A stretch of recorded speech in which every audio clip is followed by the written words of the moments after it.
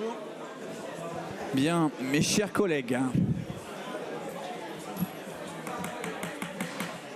Monsieur Gestin n'est pas là. mes chers collègues, pouvons-nous commencer?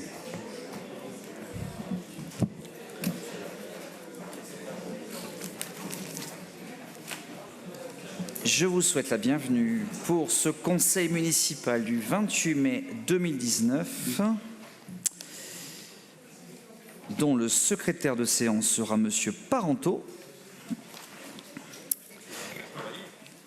Monsieur Gestin m'a donné délégation, Monsieur Garrigue à Madame Bèche-Serin, Monsieur Besse à Monsieur Goyer, Monsieur Pelmet, il est là, Madame Bonoron à Madame Rossi jusqu'à son arrivée, Madame Morès à Madame Chabat jusqu'à son arrivée, Madame Bève à Monsieur Coldefi jusqu'à son arrivée, Dominique Kiriart donnera délégation à Monsieur Bonin à son départ, Marie Denon-Biro donne délégation à Madame Sallet et Madame Fabre-Tabourin donne délégation à Monsieur Parenteau.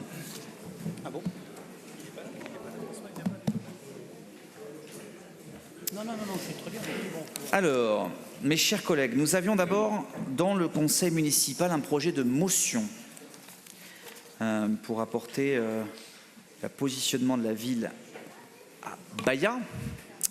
Cette motion, comme le veut la tradition, vous a été soumise. Les groupes d'opposition n'ont pas souhaité s'associer à cette motion de soutien à Baillat.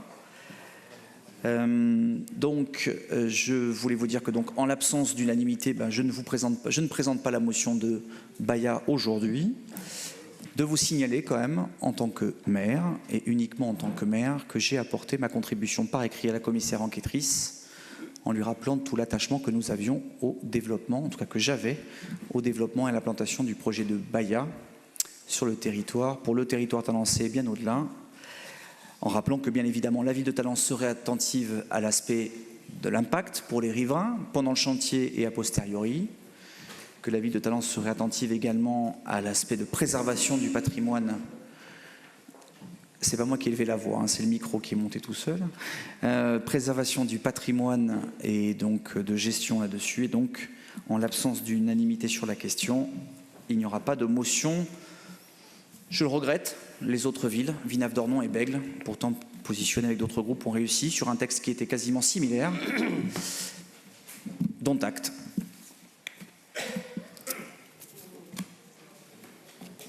Monsieur le secrétaire. Ah, bon. Madame de Marco, vous voulez vous exprimer peut-être? Bon, merci Monsieur le maire. Bon, je comprends donc dans ce cas-là que vous ne portiez pas cette motion au débat. Toujours est-il que moi, personnellement, je n'ai pas vu votre contribution dans la mesure où l'enquête publique a été terminée vendredi 24. Et je ne voyais pas non plus l'utilité de présenter une motion alors que cette enquête-là est terminée depuis 17 h vendredi. Donc je ne sais pas comment vous apporteriez cette contribution à l'enquête publique hors délai. Toujours est-il que je ne vais pas développer les arguments... ça serait peut-être trop long pour le conseil municipal. Pourquoi nous n'avons pas du tout, nous votions pas et nous ne voulions pas amender la motion. Ce que je souhaitais dire, c'est que dans la motion présentée, il y a quand même des éléments où vous engagez à mettre en zone bleue dans le quartier, la zone bleue dans le quartier, être attentif aux conditions de réalisation du projet du cadre de vie d'État lancé, de rester vigilant quant au bon déroulement de l'opération en termes d'impact pour les riverains, la protection du patrimoine végétal comme bâti et une signature de la charte Talence chantier propre. Voici, à notre avis, des engagements qui nous font sourire quand on sait que vous avez accepté les suppressions d'arbres, la modification de la hauteur du PLU, soit de 22 mètres route de Toulouse, et rejeter notre recours gracieux sur le projet Cogedim de 243 logements. Aussi, en réponse à cette urgence climatique et au signal apporté par les électeurs, votre motion est un peu une erreur actuellement et voire une provocation. Écoutez, ma chère collègue, d'abord, ce que je vous ai proposé, c'était un socle qu'il vous appartenait de discuter et pas forcément de rejeter en bloc. Il vous appartient de faire les conclusions que vous le souhaitez sur les enseignements électoraux du week-end dernier, qui étaient, comme vous le rappelez, pas déroulés lorsque nous avons échangé. De rappeler d'une chose, on peut effectivement délibérer et échanger à souhait sur la hauteur des bâtiments et différentes choses. Il s'agit quand même de préserver un établissement de soins de cette catégorie sur le territoire. Et donc, je trouve important le fait qu'évidemment, qu'il y a certaines choses, on ne peut pas avoir que des côtés positifs dans une opération. Moi, ce que je trouve important, c'est que les élus que nous sommes, en tout cas, c'est ma contribution à titre personnel, rappellent l'attachement que nous avons à préserver ce type d'établissement de soins sur le territoire. Monsieur Délu. Monsieur le maire, puisque vous retirez la motion, je ne reviendrai pas sur le fond de celle-ci. Et d'ailleurs, quel que soit son contenu, moi je peux quand même que m'étonner que la date de fin de l'enquête publique étant connue depuis un certain temps, voire un temps certain, la date du Conseil étant connue depuis un temps certain, on ne peut que s'étonner que tout d'un coup, à quelques jours, et quand on dit quelques jours, ça se compte sur la moitié des doigts d'une main, donc l'avant-veille de la fin de l'enquête publique, à tel point d'ailleurs que le document n'a pas pu être intégré par écrit dans les convocations du conseil municipal, on nous propose une motion. Alors clairement, en catastrophe au dernier moment, quel que soit le contenu, qu'importe. Toujours est-il que les conditions du débat n'étant et d'un échange sain n'étant évidemment une fois de plus pas réunies, on ne peut pas travailler dans des conditions pareilles toujours au dernier moment et en catastrophe. Je note les conditions apocalyptiques dans lesquelles vous travaillez, mon cher collègue.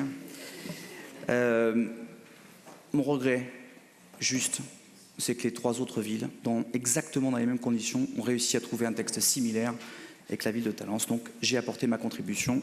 Si vous le souhaitez, apporter votre contribution, vous le ferez à titre personnel. Monsieur le secrétaire. Rapporteur, monsieur le maire, approbation du procès-verbal du conseil municipal du 15 avril 2019. Ce procès-verbal appelle-t-il des commentaires de votre part? Non. Il est adopté. Merci. Décision municipale, information du conseil. J'écoute vos questions.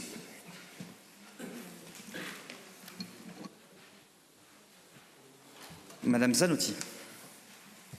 Concernant la décision numéro 7, je voudrais voir quel type de prestataire va s'installer sur le bord de la piscine, pour quel type de nourriture on va pouvoir offrir à nos enfants. Voilà. Est-ce que c'est un fast-food avec des noms bien connus ou est-ce que ça sera de la nourriture un peu élaborée Nous avons changé de prestataire cette année. Alors, de vous rappeler qu'une procédure de sélection conformément à l'ordonnance du 19 avril 2017 a été menée auprès de 4 entreprises ont été consultées, oui. 2 sociétés ont soumissionné. L'offre de la société, donc celle que vous avez vue, Boucard Nina Milo, a été mieux classée, que la convention s'établit du 3 juin au 1er septembre 2019, en contrepartie de laquelle la ville percevra une redevance de 1 774,50 et que vous pourrez trouver du café, des panini, des croque-monsieur, des gaufres, des glaces, des boissons froides, des sandwichs et autre chose. Voilà ce que... Voilà. Et de rappeler que toute personne qui souhaite manger autre chose est parfaitement libre d'amener son alimentation sur le stade nautique, en dehors des aires qui sont bien sûr prévues à cet effet. Concernant la décision numéro 20, je voulais juste souligner qu'on note un surplus de coûts pour la vidéoprotection à suivre.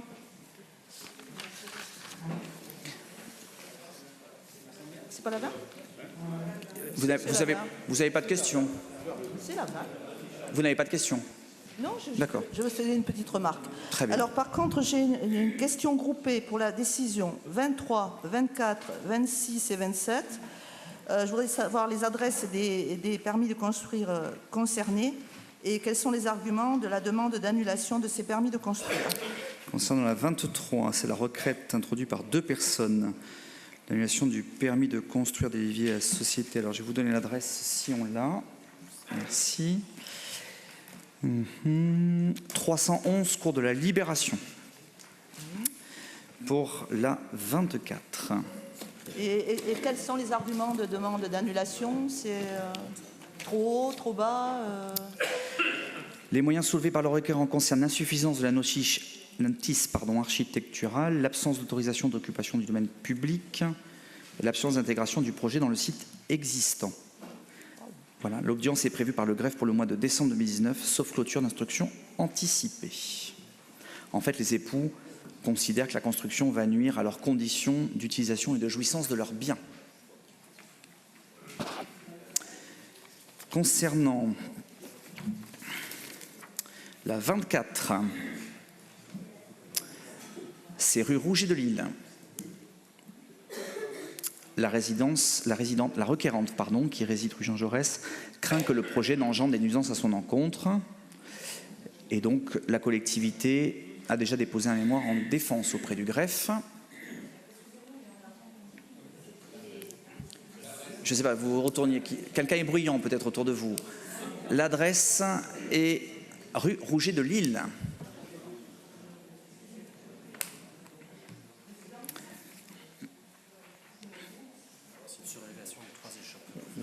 Les autres. Merci. Pour la 26 et la 27, il s'agit des jardins de la Médoquine. Donc vous le savez, ce sont des Bordelais d'ailleurs qui ont attaqué. Et donc le terrain, c'est 224 cours du maréchal Gallieni. Donc ils contestent tout un tas de choses comme d'habitude. Et donc le dossier est programmé par la juridiction administrative pour le mois de janvier 2020. comme d'habitude? Oui, c'est l'insuffisance de l'indice architectural, les conditions d'accès automobile à la construction et la validité de l'affichage du permis de construire. Vous avez fini, je vous en prie. Monsieur Guérin, Madame Ramy aussi. Monsieur le maire, pour la 10, souscription d'un accord cadre concernant les horodateurs, montant annuel estimé 527 000 €. C'est pour le total, c'est pas pour le montant annuel. Ah, vous voyez, Monsieur Guérin, comme on est proche, puisque quand j'ai eu la décision, je me suis étonné d'un montant. Donc j'ai eu la même question que vous, tout simplement c'est le terme juridiquement consacré pour le faire. Évidemment la première année, puisque nous achetons les horodateurs, il y en a 66 au total, puisque je vous rappelle que nous n'étendrons pas l'alias, donc il y a un montant.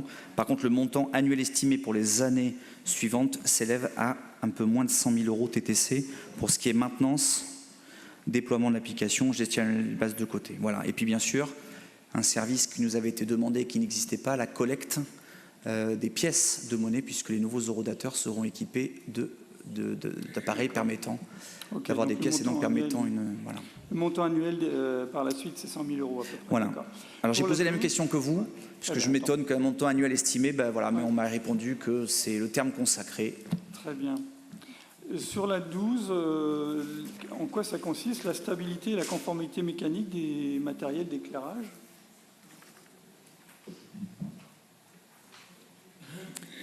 Je crois tout simplement, mais je vais parler sous contrôle, c'est tout simplement de savoir si notre matériel de candélabre, me semble-t-il,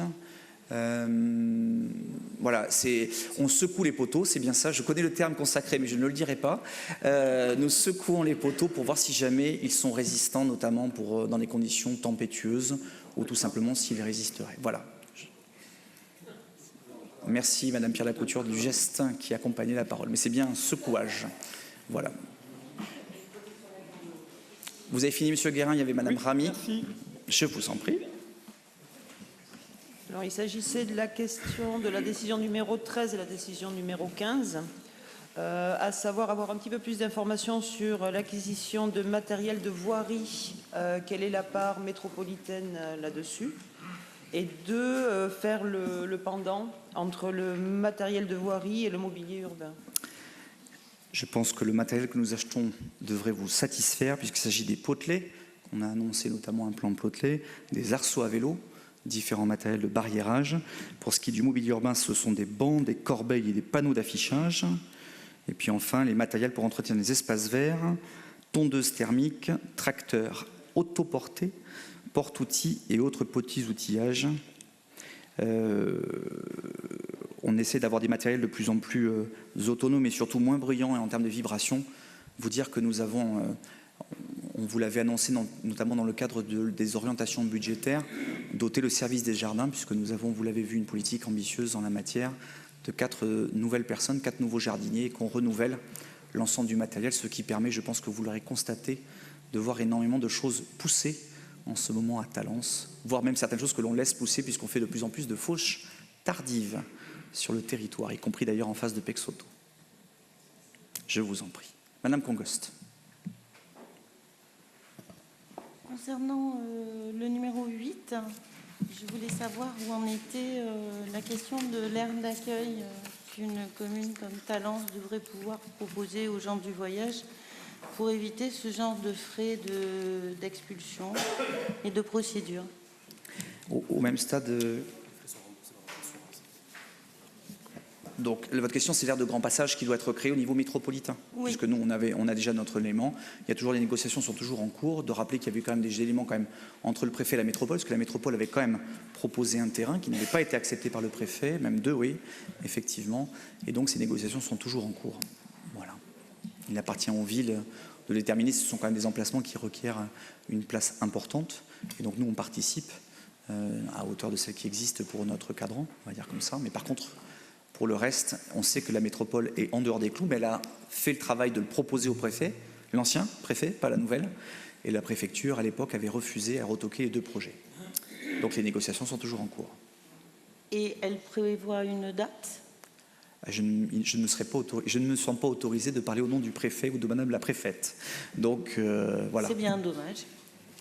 Ça s'appelle la séparation des pouvoirs, madame Congost.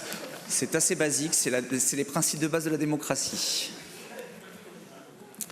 Mais je lui ferai part. Voilà, que vous souhaiteriez que le maire de Talence parle au nom de l'État, mais je ne suis pas sûr d'obtenir gain de cause. D'autres questions? Madame de Marco a levé le doigt juste un peu avant. Sur la décision numéro 16, une petite explication sur la passation d'un protocole d'accord tripartite au regard du constat de dégâts pouvant être occasionnés à une propriété privée par la racine d'un chêne planté sur le domaine public, visant notamment à mettre un terme à un possible contentieux suite à l'intervention des services techniques de la ville. Bon, pouvez-vous me faire une explication de texte? C'est une clarté limpide pourtant, ma chère collègue. Simplement, nous sommes sur les fameuses racines, vous le savez, qui sont 6, en l'occurrence avenue de la Marne. Avenue de la Marne, vous savez, c'est les fameux arbres que nous avons plantés, sur lesquels nous avons eu souvent des remontées, et c'est vrai que les trottoirs présentent une inclinaison particulièrement importante. On essaie de trouver une solution, bien évidemment, pour ne pas toucher aux arbres, tout en permettant le passage des personnes sur des trottoirs qui sont quand même particulièrement dégradés. Et donc, la responsabilité de la collectivité pouvant être mise en cause, et afin d'éviter un possible contentieux, les assureurs de chacune des parties ont passé un protocole prévoyant que la commune s'engage à intervenir sur le chêne pour limiter la prolifération des racines, et donc tout simplement c'est un protocole où on renonce l'un comme l'autre à se chercher querelle judiciaire par le passé. Donc là on essaie de trouver une solution qui permettrait de contenir les racines et donc de retrouver des passages pour les piétons, puisqu'on a quand même des racines qui sont allées chercher les points d'eau et donc sur les côtés. Voilà. Et vous aurez remarqué que nous n'avons pas touché un de ces arbres. Monsieur Comte. Merci, monsieur le maire. Je vous en prie. Ma question porte sur la décision 18 qui est liée à la numéro 13 également. Acquisition de matériel à moteur pour l'entretien des espaces verts. Qu'est-ce à dire, matériel à moteur? À explosion et oui, moteur à explosion, c'est le terme consacré. Hein? Alors, mon souci est un souci écologique, évidemment. Alors, je me dis, à moteur, c'est production de CO2, etc. Alors, ne pourrait-on pas simplement revenir à des outils classiques, pelle, balai, râteau, faux, non, qui polluent moins? Voilà. Machine avec une éolienne dessus. D'abord. Machine avec une éolienne dessus. Je suppose que vous avez préparé votre texte parce que malheureusement j'ai répondu à cette question juste avant que vous la posiez. Donc l'effet est un peu retombé, mais pour vous faire plaisir, je vais quand même continuer. D'abord, ce sont des équipements électriques à batterie, notamment pour les tailles et les souffleurs. qui nous permettent, comme je vous le disais... Pardon, est-ce qu'il y a dans les batteries, y a-t-il des terres rares? Des terres rares. Des terres rares. Des terres rares. Rare earth. Je ne sais pas vous répondre. Oui, parce que Écoutez. la production de terres rares, dont la Chine a le monopole, n'est-ce pas, engendre une pollution énorme. Oui. Énorme. Oui. Alors, c'est pas parce que la pollution ne se trouve pas chez nous qu'elle n'existe pas. Voilà. Écoutez, je suis sûr que le service des jardins sera ravi de répondre à votre question sur les terres rares. Je vois que la recomposition politique est en cours sur les bancs de l'opposition. Un élément quand même pour être plus sérieux. On est quand même avec des jardiniers qui travaillent dans des conditions particulièrement difficiles et que l'on a cherché à trouver et à renouveler un matériel de manière notamment à ce que l'impact pour le physique, notamment des personnes qui travaillent là-dessus, soit le plus indolore pour eux, et donc de renouveler avec du matériel qui est de plus en plus autonome et donc respectueux de la planète, tout en respectant les personnes qui les manient. Voilà. D'autres questions sur le néodyme et autres terres rares? Non? Monsieur le secrétaire. Rapporteur, Monsieur le maire.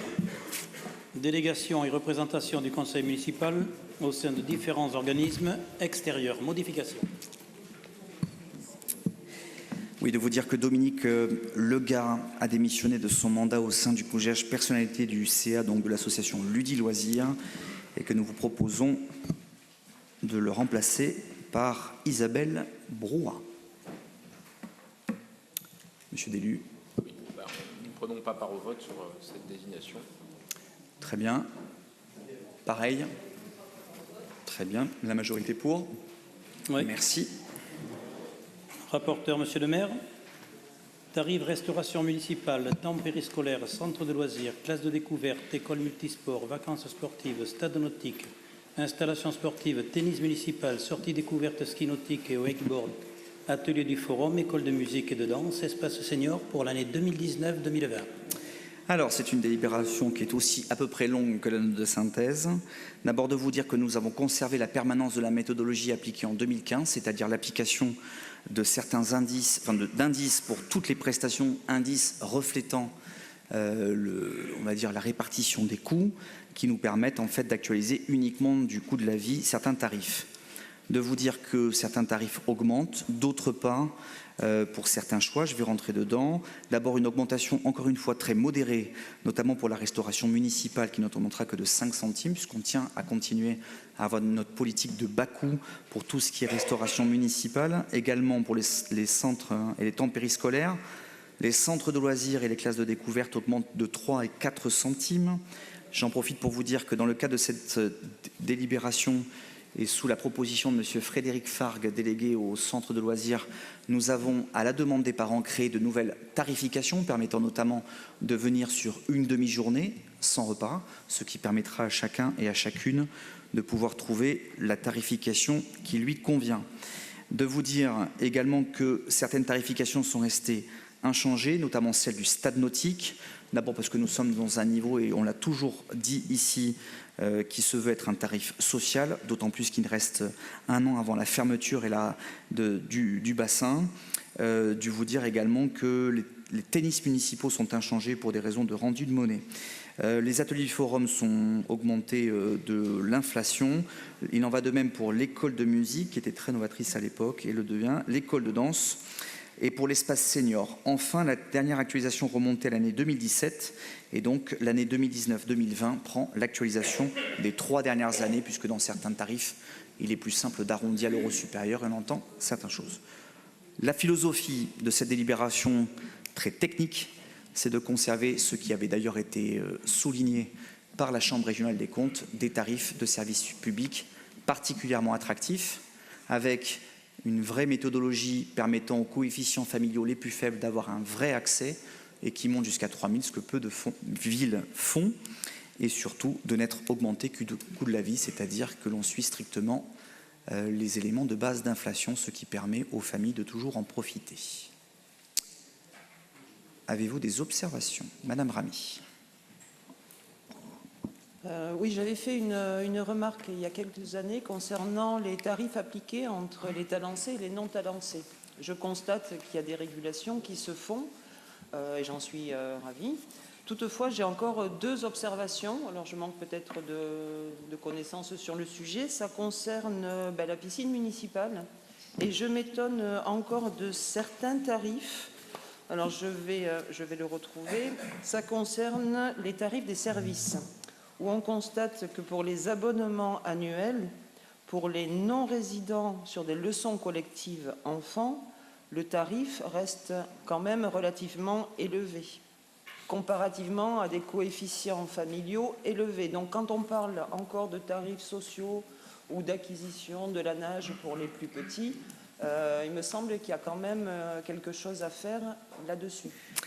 Alors il me semble, ma chère collègue, que c'est fait, puisque je vous rappelle que comme c'est marqué en haut de la page d'après, la gratuité s'applique à tous les enfants de moins de 5 ans. Oui, c'est-à-dire que tous les enfants de moins de 5 ans, résidents ou pas résidents, sont accueillis. Alors, bien sûr, les résidents sont accueillis prioritairement, mais il y a aussi des résidents qui sont en dehors de Talence et Gradignan, parce que je rappelle que Gradignan a un accord avec la ville de Talence, et que cette gratuité s'applique à tous les enfants de moins de 5 ans. Et au-dessus de 5 ans, on applique cette grille leçon collective enfants pour les abonnements annuels, où on a pour les résidents 80 € sur les coefficients les plus bas, et pour les non-résidents, 218 € pour les coefficients les plus bas, donc ce qui implique un gap de 2,5. Et si on fait le rapprochement avec les autres tarifs, on se rend compte que c'est un gap de 1,5 pour les coefficients les plus élevés. Mais ça s'explique. D'abord parce que par rapport à on ne peut pas forcément aller demander les coefficients familiaux des gens qui ne sont pas dans la ville.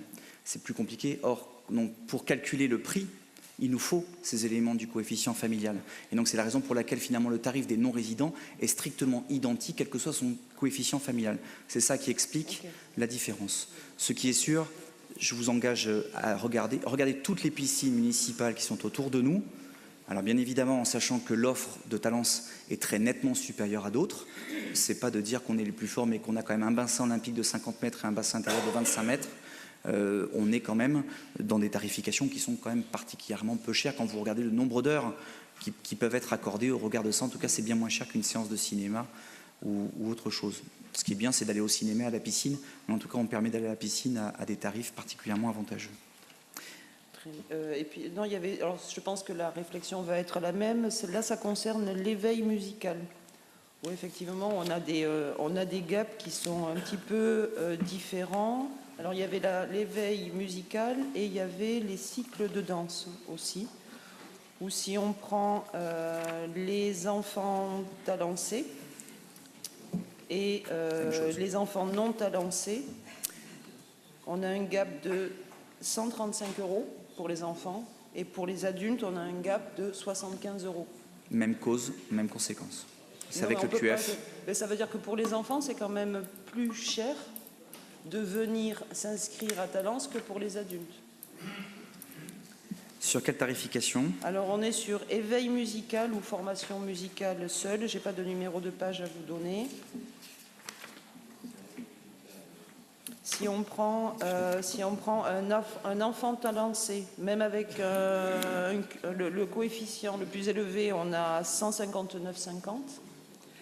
Pour les enfants non talencés, on est à 292,50, donc ce qui représente 135 € de différence. Et si on prend les adultes, le gap, il est que de 75 €. Écoutez, on regardera ça. La seule chose, c'est que ce que je peux vous assurer, c'est que il y a des gaps qui existent. Comme je vous l'ai dit, je vous ai indiqué pourquoi on a cette différence entre talencés et non talencés.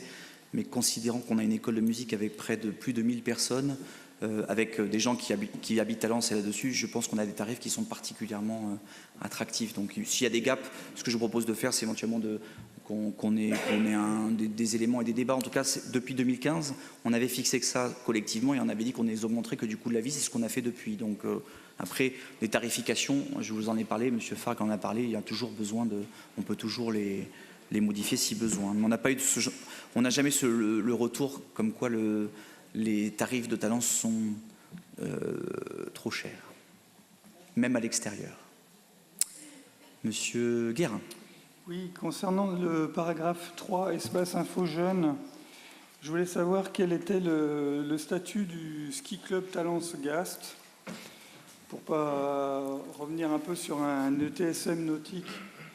Et donc, quel est le prix aussi réel facturé à la ville? Parce que ça paraît relativement peu cher.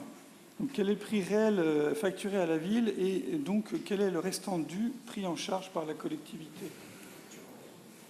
Puisqu'on est quand même à 80 km, etc. Donc, D'abord, mon cher collègue, l'association ne pris refacture en charge, rien. y compris, j'imagine, les frais de personnel du conducteur, l'amortissement du car et l'essence. D'abord, l'association ne refacture rien. Le statut du ski club de Gast n'a pas changé, me semble-t-il. C'est une association qui est liée, donc il n'y a pas de modification. Après, par rapport à la précision de votre question, je vous propose qu'on prenne contact, de prendre contact avec les services de la ville. Très bien. Et de vous rappeler, puisque vous avez préjugé d'un transport, c'est que le transport n'existe plus pour aller à Gast. Le transport pour aller à Gast, qui existait, n'existe plus. C'est-à-dire que les gens y vont... La ville n'assure pas le transport collectif, n'assure plus le transport collectif pour aller à Gast. D'accord, donc c'est les gens qui s'organisent, les jeunes qui s'organisent pour faire du covoiturage ou avec... Ou y aller en vélo. Un vélo, c'est pas mal. J'ai préféré y aller en vélo qu'en covoiturage, vous avez vu? Ils se baignent, ils repartent, ça c'est suffit.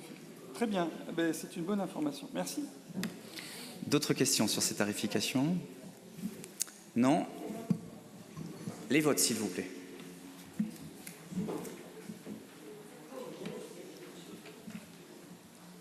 Les votes, s'il vous plaît, mes chers collègues. Pour le groupe Talent, c'est vous? La vraie gauche. Ah, la moitié de la vraie gauche. La moitié de la brioche. Vous votez contre, d'accord? Ah, parce que ça augmente, oui. Mais pas tout. Vous devriez voter pour les tarifs qui n'augmentent pas. Donc, Monsieur Comte est pour et le groupe Vert s'abstient. Je vous remercie. Rapporteur, Monsieur le maire. Dotation communale du fonds départemental d'aide à l'équipement des communes, année 2019. J'ai comme une idée que certains collègues vont intervenir sur cette délibération. De vous rappeler que la somme attribuée à Talence pour l'année 2019 est de un peu inférieure à 141 000 €, qu'elle permettra cette année de nous aider à réaliser les toilettes au parc Pexoto, la création du jardin public au quartier Rabat et également un nouveau jardin encore à Thouars. Je vous en prie, mes chers collègues. Puisque vous nous offrez la parole, bien entendu, nous sommes ravis de continuer à pouvoir offrir aux Talençais la disponibilité du fonds départemental d'aide à l'équipement des communes.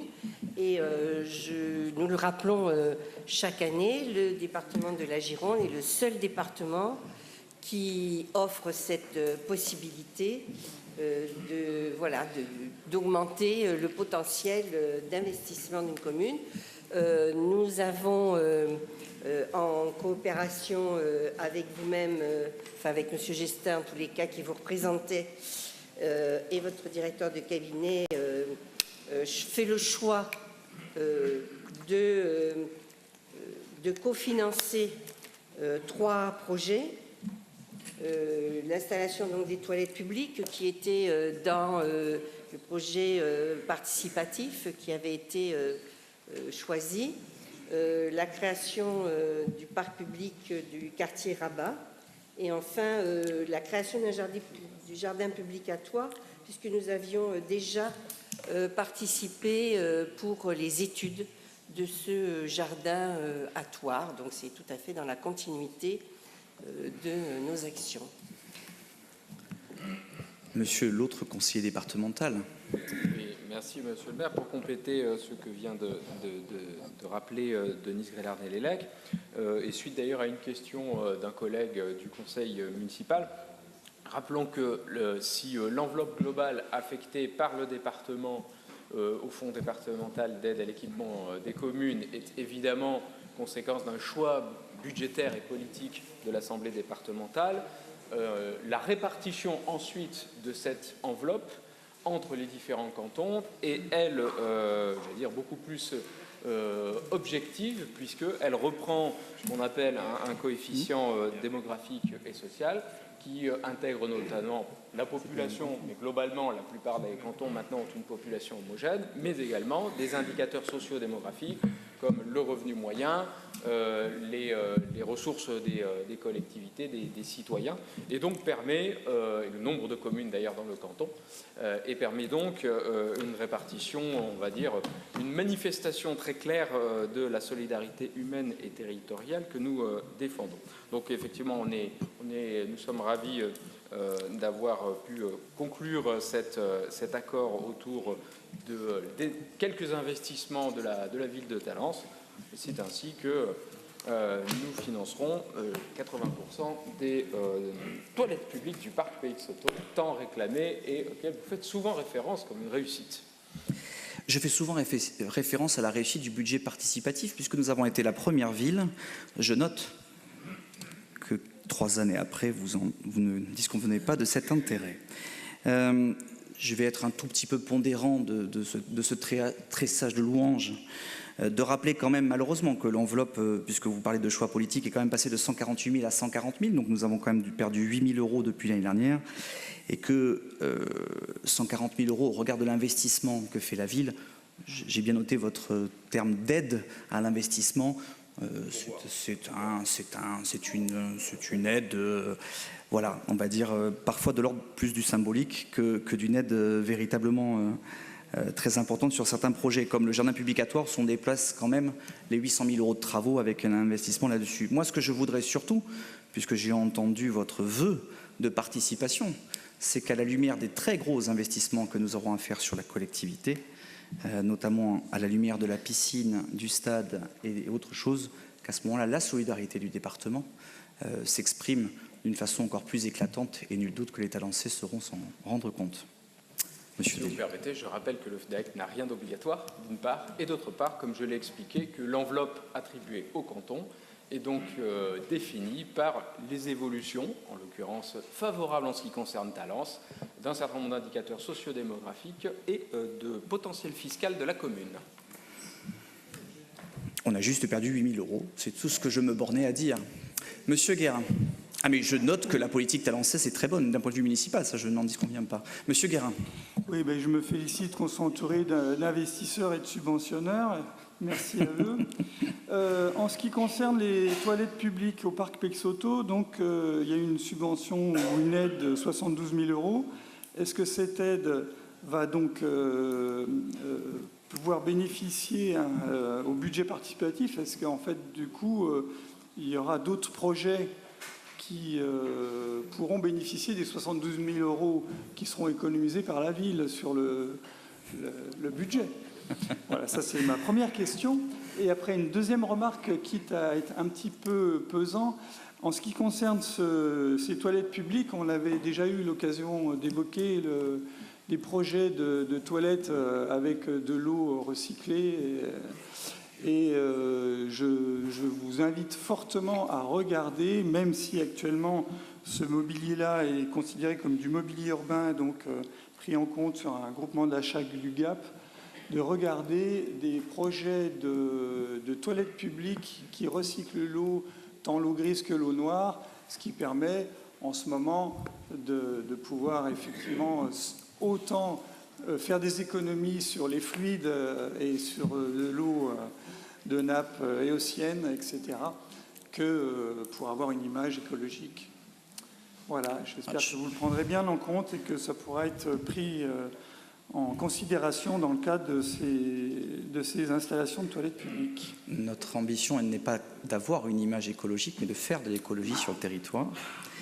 De vous rappeler, mais je sais que vous le dites à chaque fois, de vous rappeler d'abord que si le département aide en partie, il faut quand même que la ville aussi donne de l'argent, donc les 72 000 €. Voilà.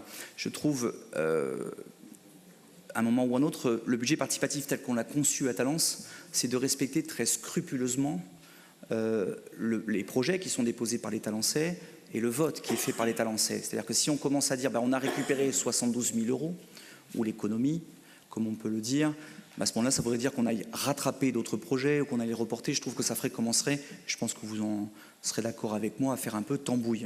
Donc si on a récupéré 112 000 €, parce qu'on ne peut pas bien sûr déterminer auparavant les choix du département en matière d'aide, voilà, puis en plus ces choix ont été exprimés sur différentes thématiques au cours des années, je trouve qu'on est largement de quoi faire. Et de vous rappeler quand même, mon cher collègue, la proportion très importante qu'a ce budget participatif sur Talence, puisqu'on est à plus de 350 000 €, en tout cas en enveloppe du budget projet. Parfois, il y a certains projets qui montent et qui descendent.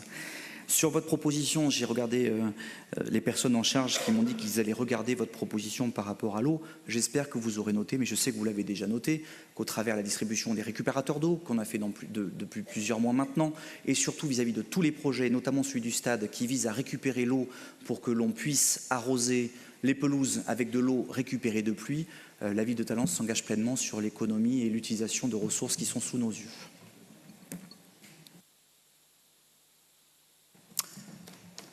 Bien.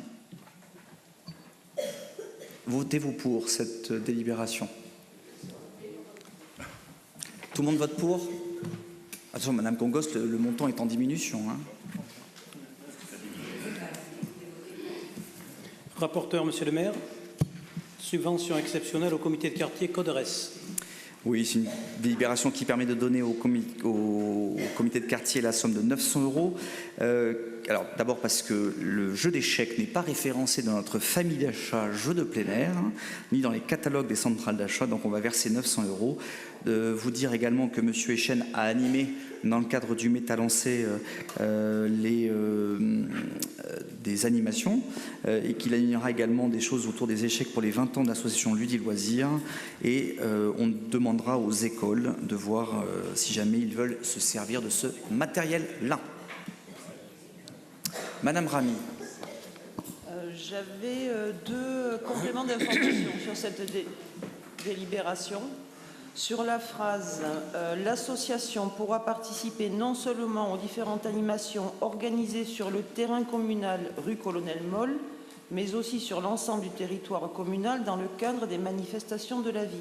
Est-ce que cela signifie que le jeu d'échecs ne pourra pas être demandé en dehors de ces deux possibilités, rue du Colonel Moll ou les animations de la ville?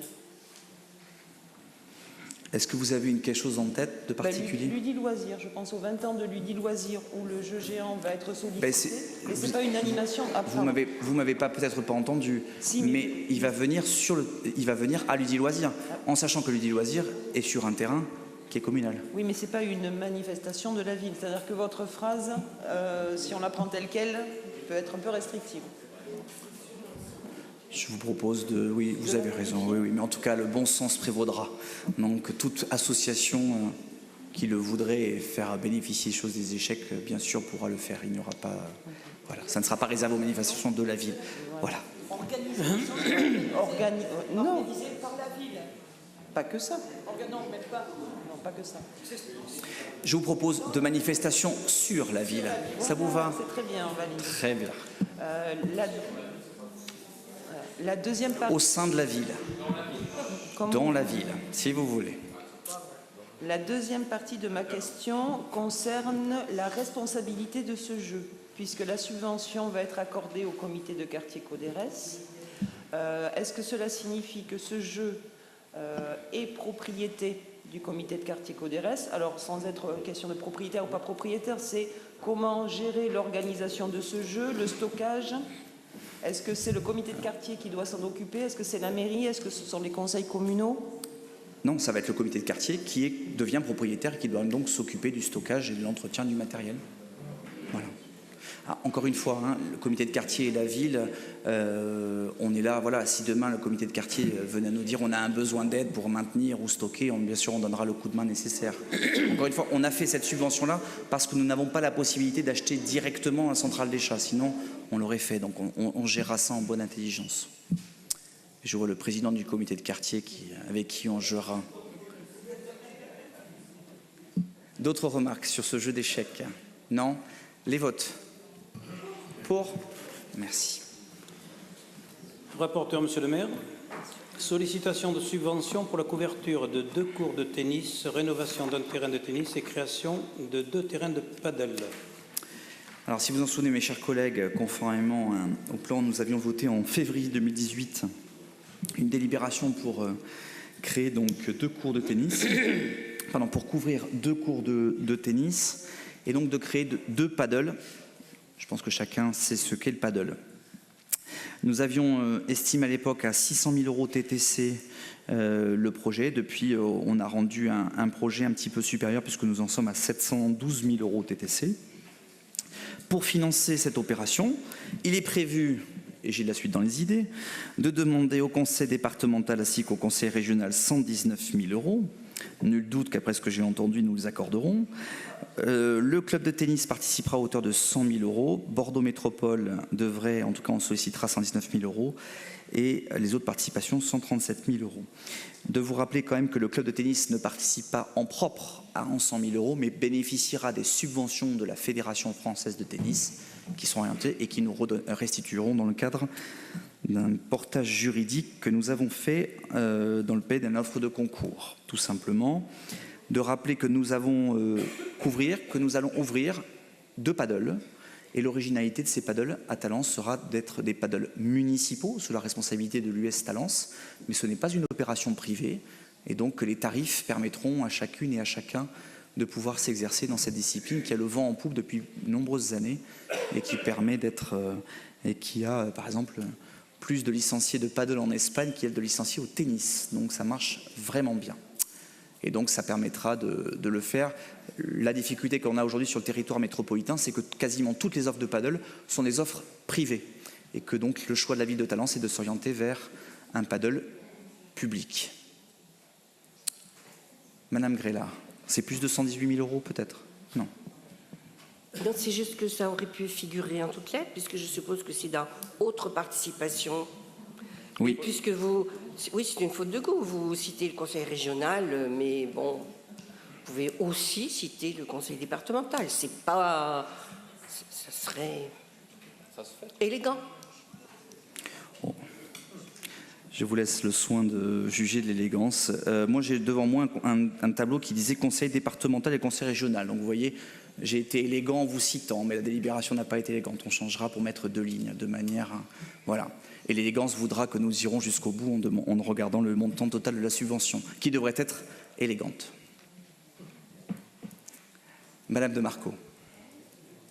Excusez-moi, mais nous n'avons pas bien saisi quelles étaient les subventions, les recettes dans l'énumération que vous avez faite. Et que signifie haute participation? Qu'est-ce qu'il y a derrière? Et autofinancement, je présume que c'est la ville de Talence, mais il se portera à combien? On n'a pas bien entendu. Alors, Bordeaux Métropole, 126 000 euros. Le club de tennis, c'est les 100 000 euros promis en tout cas, de la Fédération française de tennis. Le conseil régional, 126 000. Le conseil départemental à hauteur de 119 000 euros, comme je vous l'ai dit tout à l'heure. Enfin, je pense qu'on mettra 126 d'ailleurs. Et puis le reste, effectivement, c'est un autofinancement par la ville de Talence. Et d'une façon générale, et comme on le fait sur chacune des opérations, le montant déployé par la ville sera la soustraction de ce qu'on n'aura pas obtenu sur les autres financeurs. Voilà. Donc si nous n'avons pas d'autres financements, on aura ça.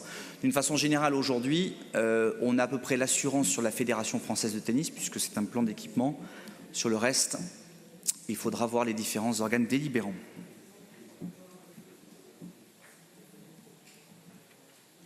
Madame Zanotti. Oui, excusez-moi, vous l'avez peut-être déjà dit quand on avait déjà délibéré, non, à notre conseil municipal, mais comment vont être constituées les couvertures? J'espère que ce n'est pas de la tôle. Non, c'est un bâtiment en toile. Grosso modo, c'est un bâtiment, si vous le voyez, le club de Senon. C'est Senon, hein, c'est ça? Donc si vous avez vu les terrains de tennis de Senon qui viennent d'être livrés rive gauche, rive droite, je confonds la rive et autre chose.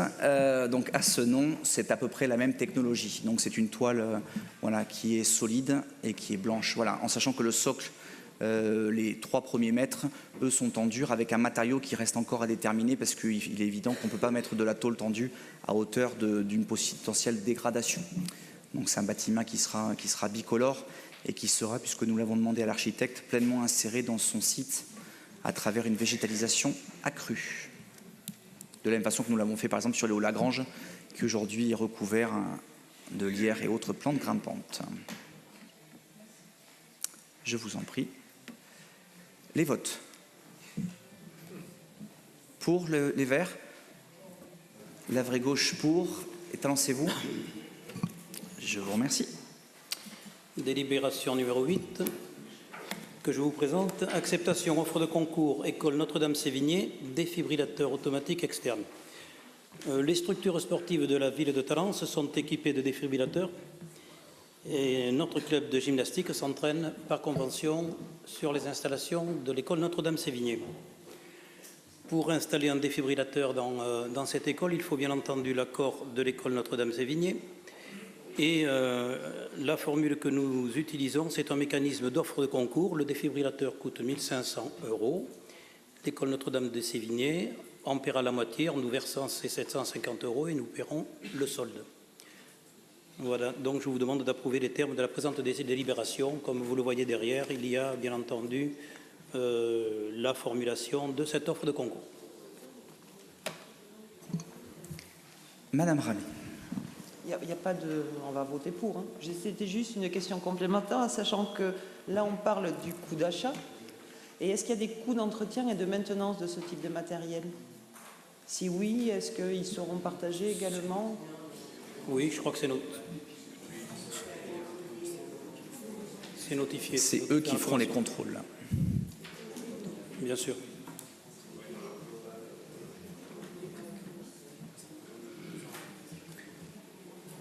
On me dit que le contrôle n'est pas très lourd et a lieu tous les 2 ans. Mais venez faire une formation avec ODP, ils apprennent à se servir d'un défibrillateur, c'est extraordinaire. Mais nous allons parler d'ODP tout à l'heure. Monsieur Comte. Merci, monsieur le maire. Bon, moi, c'est une petite question, justement afférente à cet achat. Il semblerait donc que ce défibrillateur doivent servir conjointement à l'école Notre-Dame-Sévigné et à l'école de gymnastique.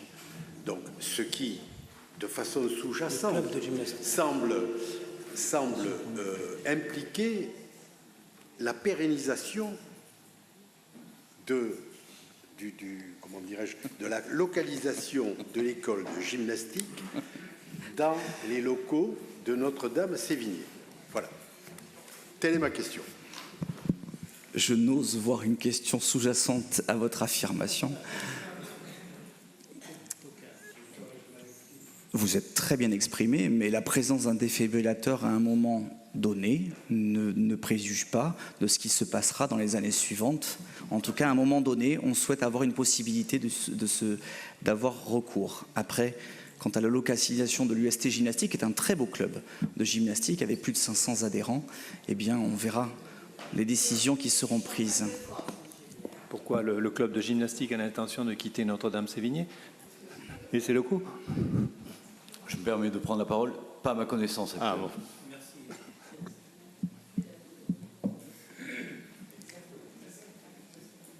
Je rappelle que la ville avait aidé l'année dernière à la participation de ce club, à la participation au championnat d'Europe. Et pas qu'une petite aide d'ailleurs. Au cas où certains l'auraient oublié, mais parfois la mémoire collective de l'opposition s'efface plus vite que le temps. D'autres remarques? Madame Congost. Qui s'occupe justement de la formation des personnels concernant l'usage du défibrillateur, en espérant qu'il n'y en ait pas besoin? Alors d'abord, ce sont des équipements qui sont plutôt autoporteurs, c'est-à-dire qu'en fait, c'est une valise sur laquelle vous avez une voie robotisée. Un défibrillateur, c'est fait justement pour ne pas être formé. C'est vraiment quelque chose qui est vraiment simple, qui vous dit positionner les deux patchs. Et donc, Ça ne s'invente pas quand même. je rappelle que certains professeurs sont formés par l'éducation et donc il appartient à chacun. Nationale. Ça dépend de quelle personne. Il peut y avoir aussi des formations qui soient le club de l'UST gymnastique peut décider de former ses propres moniteurs, voilà. Et d'une façon générale, je le rappelais tout à l'heure avec un clin d'œil, mais ce qui va se passer dans les prochains jours avec le festival ODP, toutes les personnes qui veulent se former à l'usage d'un défibrillateur pourront venir ici et apprendre à se servir du défibrillateur et de positionner notamment les 2 petits patchs qui permettent de positionner correctement l'appareil. En tout cas, c'est un équipement qui justement est fait pour ne pas être formé comme un massage cardiaque qui requiert, lui, des techniques un peu plus poussées. Le défibrillateur est vraiment normalement autonome et ne nécessite pas une formation particulière. C'est vraiment pour aider dans les premières minutes avant l'intervention de secours qualifiés et compétents pour procéder à des étapes de réanimation. D'accord. D'autres, Madame Grélard. Oui, à ce propos, il semblerait peut-être intéressant de faire un inventaire sur l'ensemble de la ville des lieux sur lesquels il y a des défibrillateurs, puisqu'on sait que les premières minutes sont essentielles, qu'il y a un mouvement très important de la cardiologie pour une connaissance accrue des citoyens lambda sur les premiers gestes, et qu'on éviterait, si simplement une personne sur 5 était familiarisée avec un défibrillateur et savait où il se trouve, surtout, on pourrait éviter quand même un certain nombre de morts ou de personnes qui restent ensuite très handicapées par des attaques importantes. La ville fait ses acquisitions, c'est aussi tout l'intérêt que l'on a apporté les formations d'ODP quand même. Il y a près de 450 jeunes de CM2 qui sont formés cette année, l'année d'avant. Donc on en a implanté et on va continuer à en planter. Je sais qu'on en a certains. Et puis donc on a dans ces cas-là, nous, notre propre référentiel puisqu'on dit où est-ce qu'on les a implantés dans différents points. Il serait intéressant que ce soit vraiment connu. Donc peut-être dans un des journaux municipaux à venir, je souhaiterais que vous puissiez indiquer les lieux où sont les défibrillateurs pour que les personnes puissent, en passant, regarder à l'occasion et qu'au cas où, ils sachent vers quel endroit se diriger. Toutes les salles de la ville de sport sont équipées de défibrillateurs et de vous rappeler que notre excellent service prévention, hygiène et sécurité met en œuvre la signalétique adéquate pour indiquer, selon des normes européennes d'ailleurs, pour indiquer où se trouve le défibrillateur le plus proche. C'est le service PHS qui s'en occupe avec la réglementation qui va avec. Mais si vous avez des suggestions, il n'y a aucun problème. Mais peut-être un plan de la ville, ou lorsqu'on édite le plan dans le livret de la ville, ou faire un focus dans le Cité Mag. Voilà. Pas de problème. C'est intéressant. Merci. Les votes pour, à l'unanimité. Merci. Rapporteur Madame Pitot, adjointe déléguée aux ressources humaines et à la qualité de vie au travail. Délibération numéro 9. Transformation d'un contrat à durée déterminée de catégorie B en contrat à durée indéterminée de catégorie B. Oui, alors là, très simple, tout est mis dans le titre. Donc cet agent est à temps complet, c'est un enseignant de piano et je vous demande l'autorisation pour passer cet agent en CDI à compter du 1er juin 2019. Oui, c'est la transformation d'un CDD en CDI. Excellente professeure de piano. Les votes pour, à l'unanimité. Merci. Madame Pitot, modification de la liste des logements de fonction. Oui, il s'agit ici de rajouter un logement à la liste existante jusqu'alors. Il s'agit tout simplement d'un logement de fonction au Château des Arts. Oui, vous dire que cet agent aura des missions spécifiques et notamment d'assurer la surveillance de ce lieu, du Château des Arts, pour lequel la concertation, dans quelques semaines, prendra forme et on demandera aux habitants et aux habitantes de se prononcer sur leurs souhaits quant aux orientations retenues pour le Château des Arts et de son parc. Madame de Marco. Très bien, oui, effectivement, nous avons vu que la rénovation était en cours et même terminée. Du Château des Arts ? Non, du logement, de l'annexe. De là? Ça aurait été trop beau, de l'annexe. Oui. Pouvez-vous nous dire le coût, comment ça a été budgétisé? Parce qu'il y a eu de beaux travaux. Là, ce bâtiment, Ah oui. je Alors, ne l'ai pas vu inscrit. Je vous donnerai les coûts de ces travaux. On a dû réhabiliter, on le savait, hein, quand on a visité le château des Arts, ses dépendances.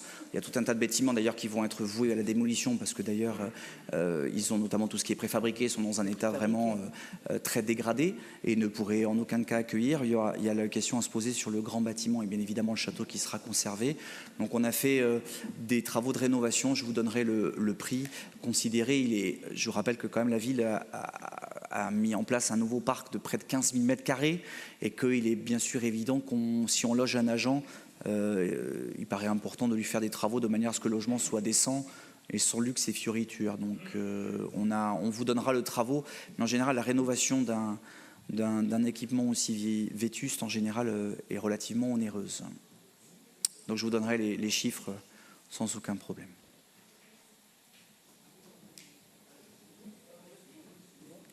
Votez pour. D'autres questions? Pour? Lancez-vous. Pour? Merci. Madame Pitot, encore mise à jour du tableau des effectifs 2019. Oui, il s'agit ici donc de mettre à jour le tableau des effectifs afin de permettre deux types de nominations. Une nomination de lauréat de concours décidée par l'autorité territoriale et la nomination au 1er juin d'agents remplissant des conditions d'avancement, de grade et de promotion interne. Délibération classique après chaque CAP. Des effectifs. Des questions? Les votes? Pour. Les verts, pardon. Pour? Madame Pitot, toujours. Reconduction d'un poste de chargé de mission.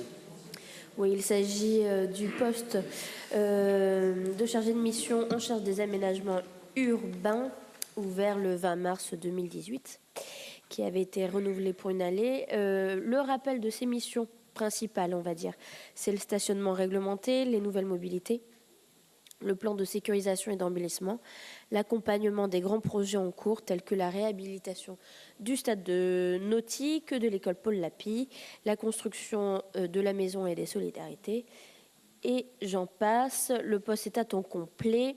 Il est reconduit dans les mêmes conditions pour une durée de 2 ans. Vous avez un détail plus complet sur la délibération de ces missions. Des questions? Les votes? Pour? À l'unanimité, je vous remercie. Continue avec Madame Pitot. Reconduction d'un poste de directeur financier et comptable. Oui, donc là, comme pour le poste précédent, il s'agit d'une reconduction pour 2 ans dans les mêmes conditions. Et je vais moins détailler le poste de directeur financier et comptable. On voit à peu près ce que c'est comme mission. À peu près, effectivement. Des questions? Les votes? Ah, Madame Rami. Est-ce que ce poste de directeur financier et comptable est compris dans le tableau des effectifs de la fonction publique territoriale que vous nous avez présenté? Oui. Oui, merci. Et pour? Oui.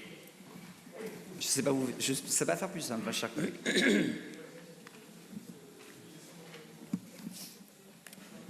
Madame Pitot, toujours. Création d'un poste d'assistant de gestion au service du périscolaire. Donc on s'est retrouvé dans la même problématique que nous évoquions déjà dans d'autres conseils municipaux. Tout simplement, nous avons recherché des postes et des candidats fonctionnaires pour pallier au départ d'un agent de notre service du temps périscolaire. Malheureusement, à défaut de candidature, nous nous voyons dans l'obligation de créer un poste au tableau des effectifs contractuels. Il s'agit d'un poste à temps complet, rémunéré échelon 9 du cadre d'attaché, avec 25 points de majoration. Et il est proposé de conduire ce poste pour une durée de 2 ans dans les mêmes conditions. Merde, qu'est-ce que je dis? Pas du tout. Et le poste est prévu pour une durée d'1 an, pas de 2 ans. Pardon. Vous êtes bien sûr excusée, ma chère collègue. Madame Zanotti. Parole aux dames. Honneur aux dames. Madame Zanotti. On pourrait savoir pourquoi on n'arrive pas à trouver de fonctionnaires. Est-ce qu'ils ne passent pas le concours? Alors, on met les offres sur un site spécifique de la fonction publique qui s'appelle Emploi public. On met également les offres sur notre site internet. Le service emploi fait également le relais. Et malheureusement, on ne trouve pas de fonctionnaires disponibles. Ce qui veut dire que vous avez eu 0 candidature? Qui correspondent à la demande du poste et sur ce type de poste.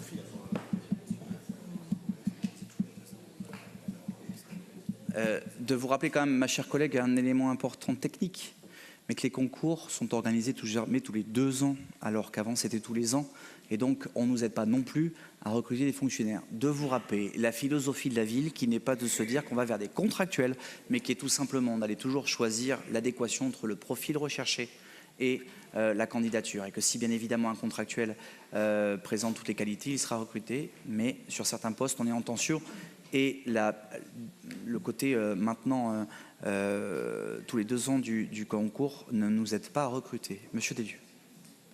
Alors effectivement, ça peut être le cas pour des postes relativement spécifiques, mais peut-être Madame l'adjointe pourrait-elle nous détailler, ou en tout cas, dans les grandes lignes, à défaut de détailler, nous dire quels sont les éléments, les missions principales sur lesquelles les candidats, on va dire, sont le plus à la peine.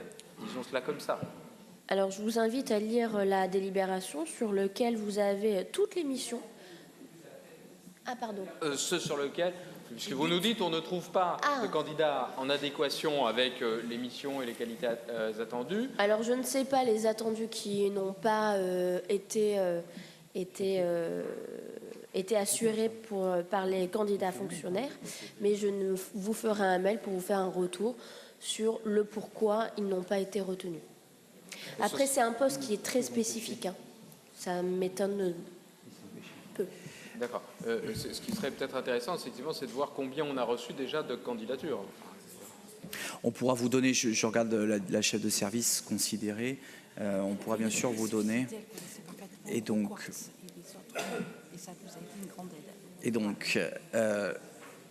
je viens de me souvenir que la candidate retenue avait quand même une spécificité, c'est qu'elle connaissait le logiciel EuroQuartz.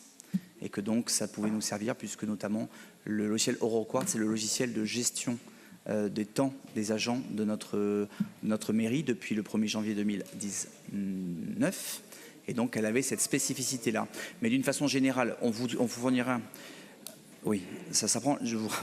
Quand on est dans le cadre d'une mutation et qu'on a les horaires, de toute façon, quoi qu'il arrive, on vous fournira les candidatures. Si jamais on a quelqu'un qui est parfaitement compétent et qui est titulaire d'un concours de la fonction publique, il n'y a aucun souci. De vous rappeler quand même, j'en discutais hier sur certains services sur lesquels on en est à la 3e émission d'offres d'emploi sans aucun candidat contractuel ou voilà.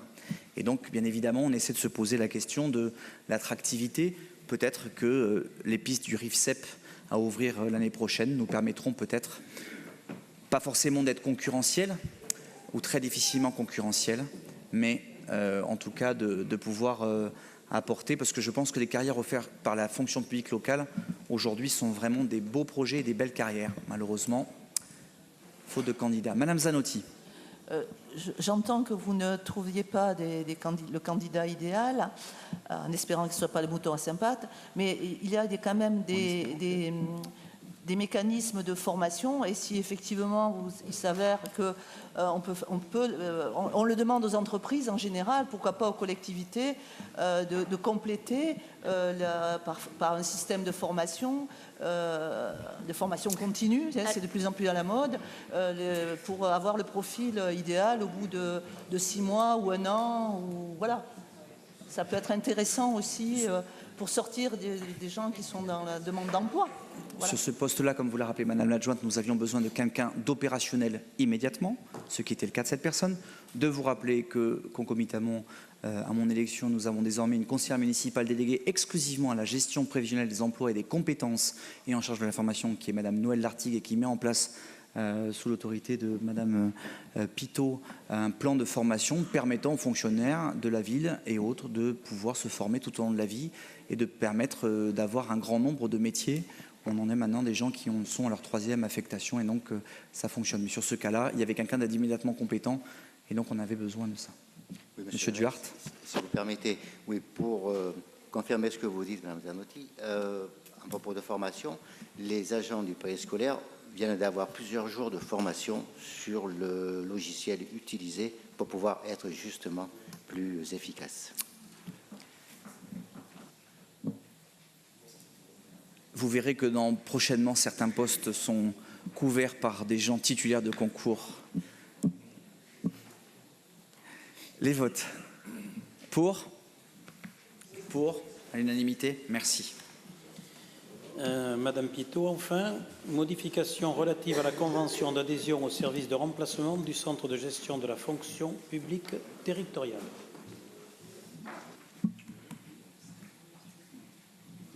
Oui, il s'agit en effet d'une modification de la convention.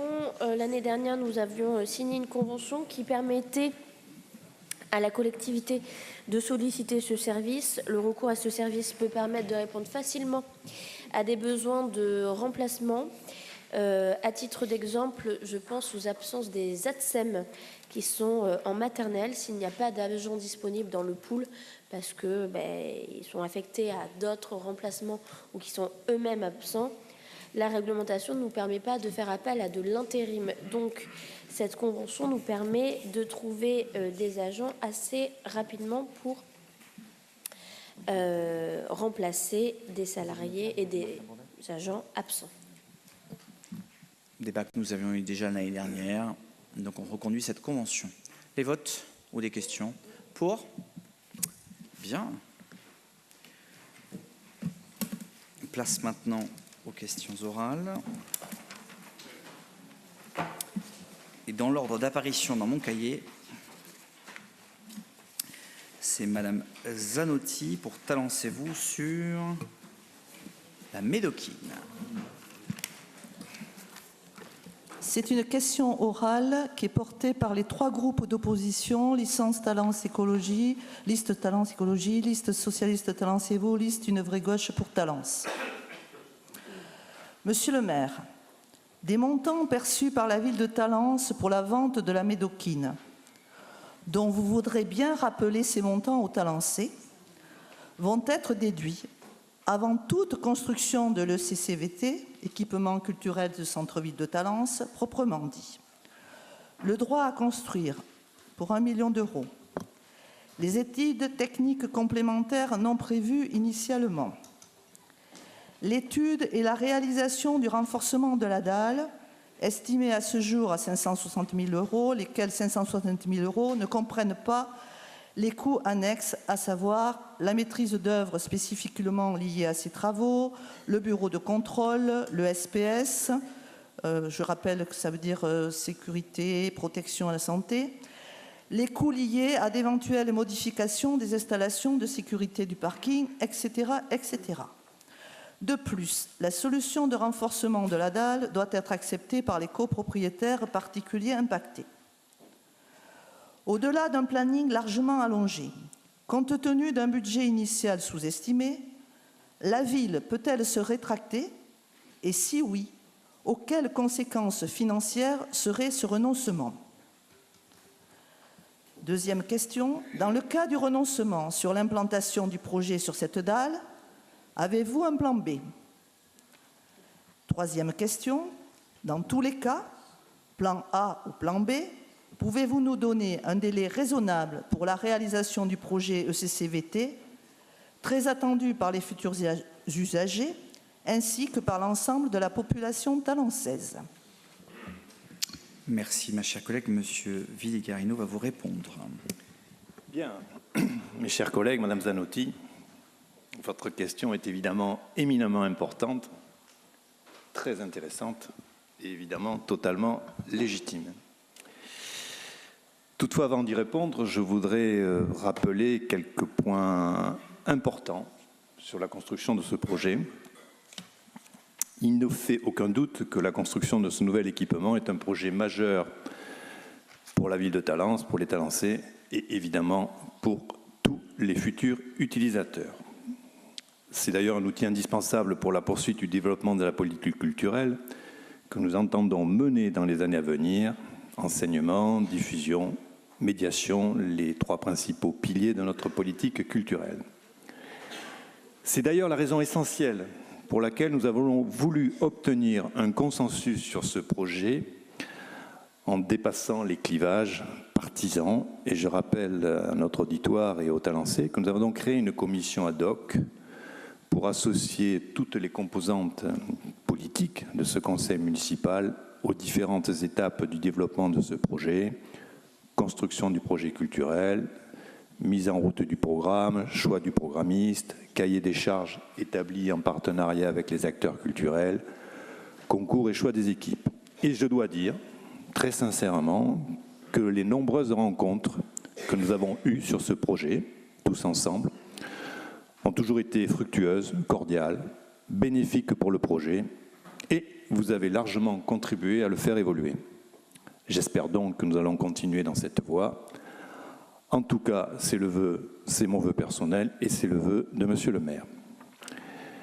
Parallèlement à cette construction, une réflexion approfondie sur l'aspect budgétaire de ce projet a été menée et je rappelle que nous avons très rapidement décidé de mettre des recettes en face des dépenses dans un souci permanent de bonne gestion de l'argent du contribuable talancé.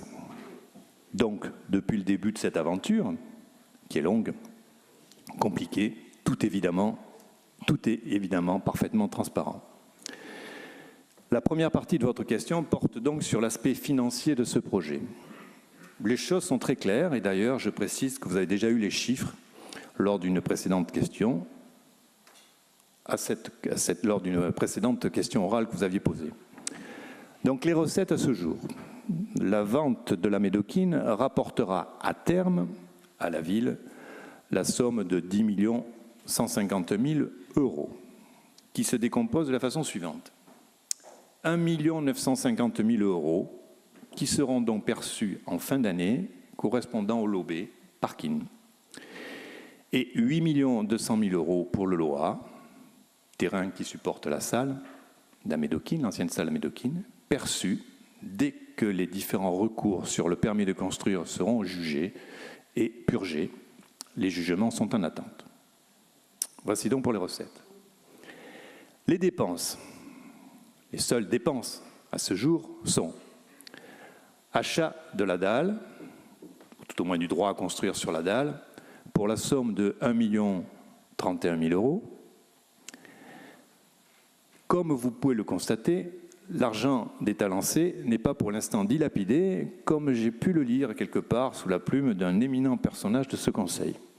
Et à ce jour, ce sont les seuls chiffres réels et objectifs de ce projet. 1 950 000 de rentrées, 1 million de sorties, 8 200 000 en attente. Oui, le projet de construction de l'établissement culturel de centre-ville rencontre diverses problématiques. Des travaux d'adaptation de la structure supportant l'équipement sont nécessaires et quelques explications sont également nécessaires sur ces travaux. Non, il n'y a pas eu d'erreur ou de sous-estimation technique de ce support par le constructeur initial, car il était absolument impossible de prévoir précisément les descentes de charges futures par rapport au bâtiment qui allait être construit. Et non, il n'y a pas eu d'erreur, ce que je croyais au départ, non plus d'erreur des équipes qui ont concouru et gagné ce projet, car la datation du support était quasi obligatoire a posteriori, sous peine bien évidemment de brider leur créativité, et en plus le projet a évolué. La technique de renforcement existe.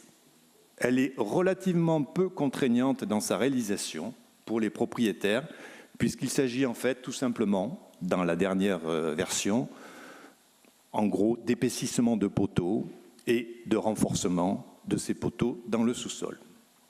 Et conformément aux stipulations annexées à l'acte d'acquisition par la ville, les propriétaires des volumes inférieurs sont tenus de réaliser les travaux d'adaptation des structures, moyennant évidemment une indemnisation des coûts et des préjudices éventuels subis par les propriétaires concernés.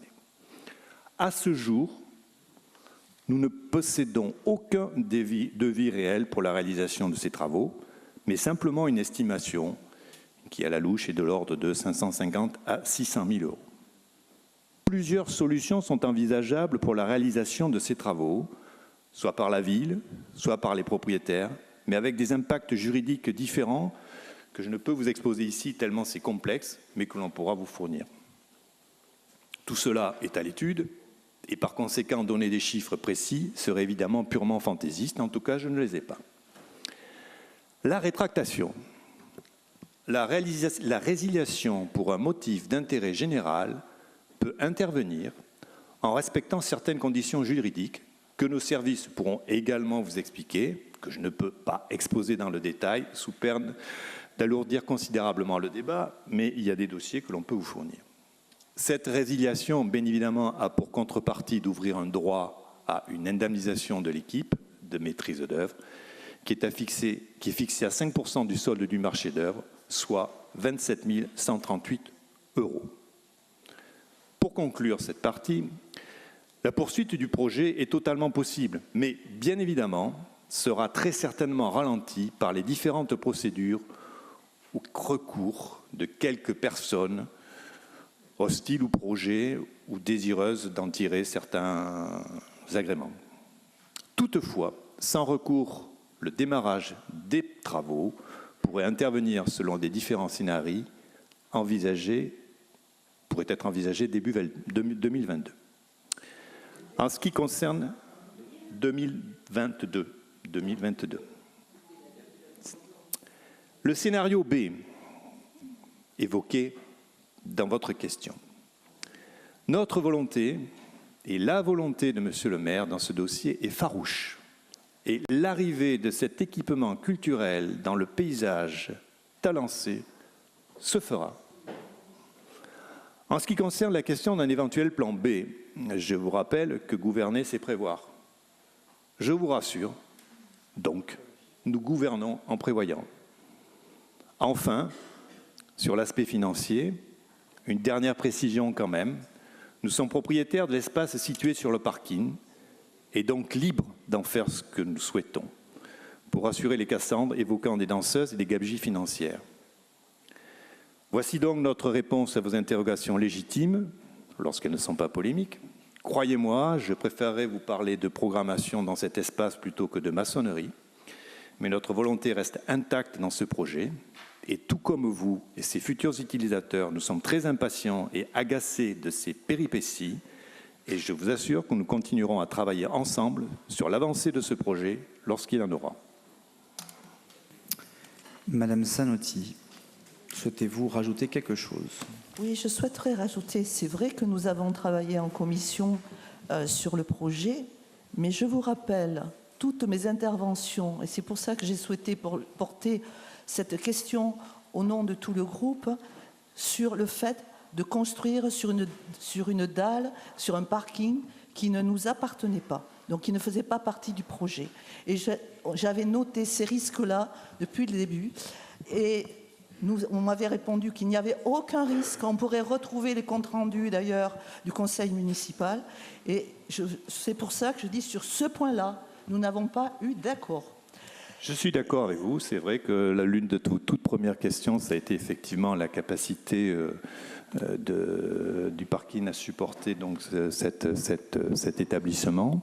C'est une péripétie. La technique existe. Ce n'est pas un empêchement.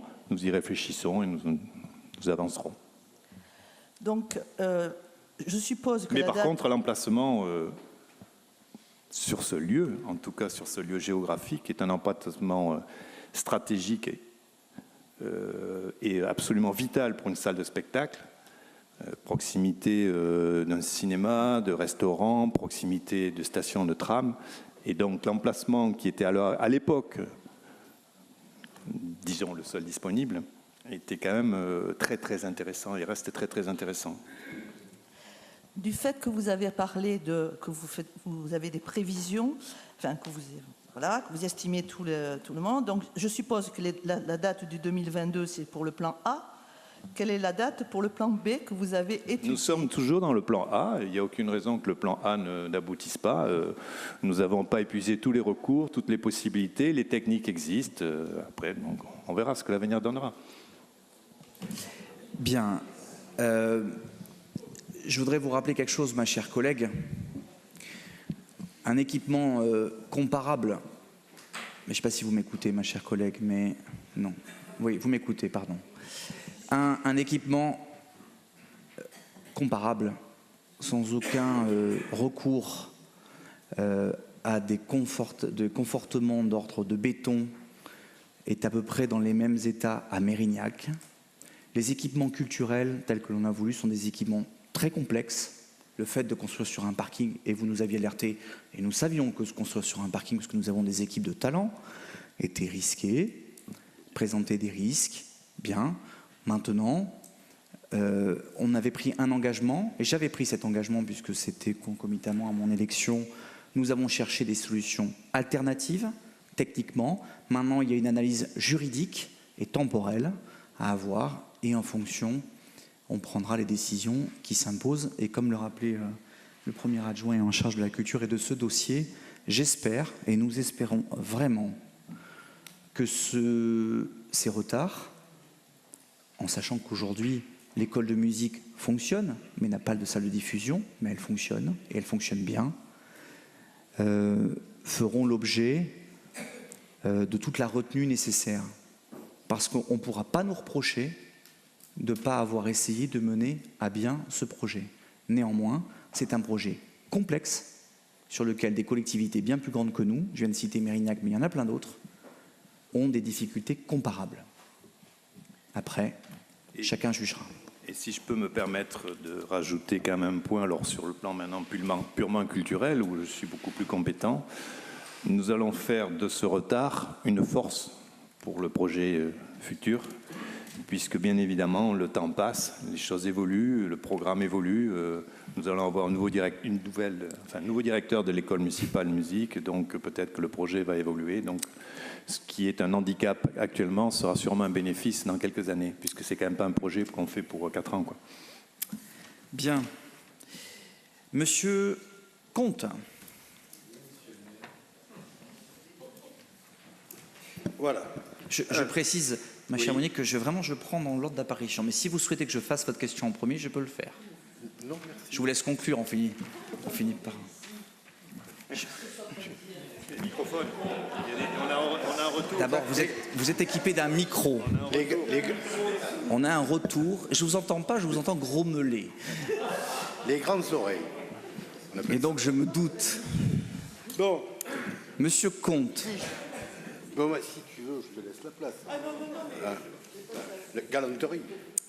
Monsieur Comte et Madame Chabat va vous répondre. Monsieur le maire, le 16 mai dernier, je vous ai adressé une question écrite sur le thème du carrousel à vélo de la rue Émile Zola. N'ayant pas reçu de réponse à ce jour, je suis obligé de revenir sur ce thème par le biais d'une question orale. À la mairie de Talence, on aime beaucoup les innovations à caractère écologique qui sont hyper médiatisées, toujours avec une arrière-pensée électoraliste. Une fois l'opération réalisée, puis inaugurée en grande pompe, l'intérêt pour la chose se dissipe progressivement car l'objectif publicitaire recherché a été atteint. Par exemple, il y a plus de 5 ans, la mairie a inauguré en grande pompe un carrousel, un abri, un parking à vélo comprenant 10 places dans la rue Émile Zola. Il y a quelques jours, je suis passé près du dit carrousel et il semble tomber en décrépitude. Je vous avais joint une photo, monsieur le maire. De plus, j'ai tenté de jeter un coup d'œil à l'intérieur des garages et il semble qu'il soit vide en majorité, pour ne pas dire totalement. Il apparaît discutable de dépenser de l'argent public, de nos impôts, pour des projets apparemment innovants dont le suivi ne semble pas assuré. Monsieur le maire, pouvez-vous fournir à notre Assemblée un bilan complet de l'opération Carousel ? comprenant notamment le coût de l'investissement, le coût de la maintenance, le montant des éventuelles recettes, l'évolution du taux d'occupation des places, l'opinion des utilisateurs, ainsi que l'avenir de cette structure. Ma chère Chantal, vous avez la parole. Monsieur le maire, mes chers collègues, donc, suite au premier plan vélo métropolitain qui a été lancé en 2012, qui prévoyait diverses actions dans le but de promouvoir l'usage du vélo, la ville de Talence s'est portée volontaire pour expérimenter l'installation d'un carrousel à vélo sur son territoire. Cet équipement a été implanté en septembre 2013, effectivement rue Émile Zourla, sur un terrain appartenant à Bordeaux Métropole. La proposition de ce lieu, à l'initiative de M. Thierry Gelé à l'époque, correspondait à la volonté d'équiper les quartiers d'échoppe où les ménages ne disposent pas nécessairement de facilités pour le stockage de vélos. Les 10 box installées dans le carrousel ont été louées à titre d'expérience pendant 2 ans par la ville de Talence aux habitants, si possible aux personnes utilisant un vélo pour leur déplacement professionnel au tarif de 5 € par mois. La ville s'était engagée pour 2 ans auprès de la société anonyme Émotion Système sous forme de location pour un coût de 7 116 € TTC par an, entretien compris. Ce dernier était assuré par un partenaire local de la société, l'entreprise E2M. Le système retenu permettait aussi la recharge des batteries pour les vélos électriques et ne nécessitait pas d'alimentation car il comprenait un panneau photovoltaïque. Le bilan a été très positif, avec 100% d'occupation sur les 2 années d'essai. Ce type de mobilier convenait à des particuliers utilisant un vélo pour leur déplacement quotidien professionnel, notamment des vélos à recharge électrique. Le stockage de plusieurs vélos pour les loisirs étant plus compliqué du fait de la taille des box, mais ce n'était pas la cible qui a été visée. En 2015, en fin d'expérience, la ville de Talence avait interrogé les services de la métropole sur la possibilité de maintenir ce type de dispositif afin de continuer à mettre à disposition des usagers des modules de stationnement sécurisés de moyenne capacité, particulièrement demandés dans les quartiers résidentiels. Cette volonté s'est traduite par l'inscription dans les contrats de co-développement de 50 000 € affectés au développement du stationnement vélo sur la ville, dont une partie prendrait en charge la location du carrousel auprès de l'entreprise.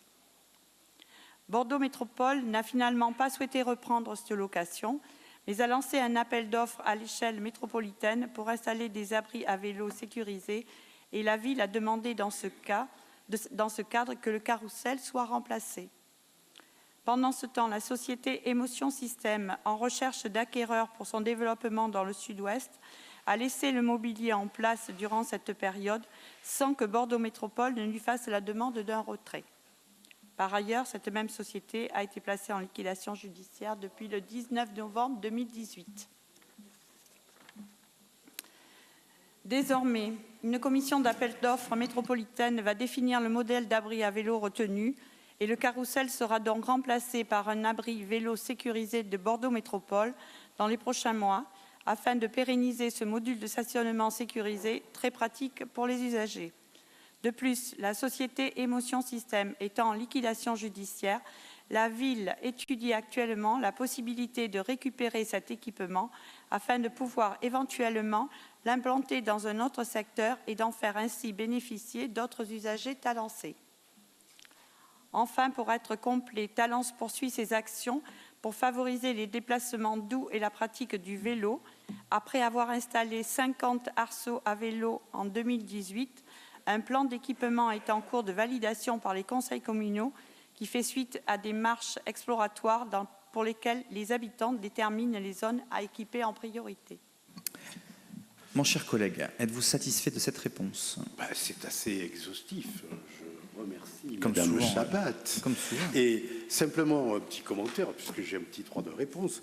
C'est quand même malheureux qu'il n'y ait pas de coordination entre la métropole, les entreprises, parce que ça c'est un des risques du partenariat public-privé, n'est-ce pas, hein? On fait un partenariat public-privé avec une entreprise qui fait faillite, et après, hein, on n'arrive plus à gérer. C'est pas ça, elle n'a pas fait faillite, Émotion Système, monsieur le maire? Si, hein? Alors, je voudrais quand même dire, hein, j'ai pris cet exemple, mais j'ai un autre exemple. Juste, là, puisque c'est bon droit hein, de répondre. Alors, rappelez-vous des arceaux à vélo innovants. Vous savez, ces arceaux à vélo qui ont fait la couverture du magazine local. Vous n'étiez pas là, je pense, monsieur le maire à l'époque. Innovant avec quelque chose qui pouvait protéger la selle de la pluie. Alors, on les avait installés devant la mairie.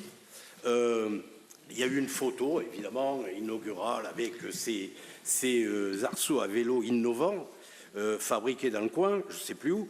Hein, alors, ces arceaux, une fois qu'on les a eus bien inaugurés, avec la publicité, tout ça, on les a exilés derrière la mairie. Hein, et après, on a trouvé certainement que derrière la mairie, on les voyait trop, donc ils sont là. Hein, on les a mis là, dans un coin, près de la médiathèque. Voilà, c'est tout. Hein, c'est une petite anecdote, monsieur le maire. Voilà. Mais j'en disconviens pas. Je vous l'ai dit souvent, hein, la prévision est un art difficile, surtout quand elle concerne le futur, c'est pas moi qui l'ai dit. D'abord, la société dont vous parlez, aujourd'hui, oui, elle a fait faillite. Elle avait quand même livré la ville de Paris, Rueil-Malmaison, Dijon, le Grand Lyon, Lille, Alençon. Aujourd'hui, préjuger de cela, c'est sûrement facile avec le recul.